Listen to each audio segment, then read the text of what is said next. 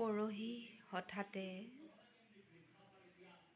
আমাৰ অতিকে শ্ৰদ্ধাৰ হৰেণ ৰাজকোঁৱৰ ছাৰৰ মৃত্যুৰ বাতৰিটো পাই মৰ্মাহত হৈ পৰিলোঁ।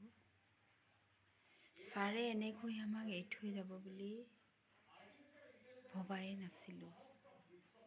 কাৰণ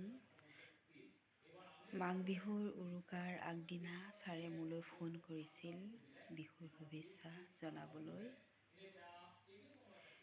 ফোনটো পাই মই অতি দুখ অনুভৱ কৰিছিলোঁ। কাৰণ মইহে আগতে তেওঁলৈ ফোন কৰিব লাগে, কিন্তু তেওঁ মোলৈ বিহুৰ শুভেচ্ছা জনাই ফোন কৰিছে। ৰেখামণি, ভোগালী বিহুৰ শুভেচ্ছা জনালোঁ। ঘৰৰ সকলোলৈকে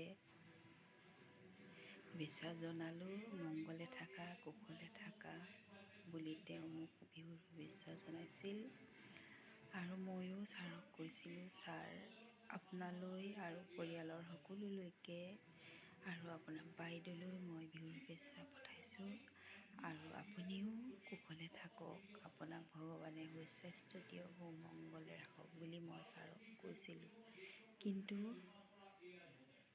সেই উৰুকাৰ ৰাতিয়ে যে ছাৰে হঠাতে পৰি দুখ পাব বুলি ভবা নাছিলোঁ।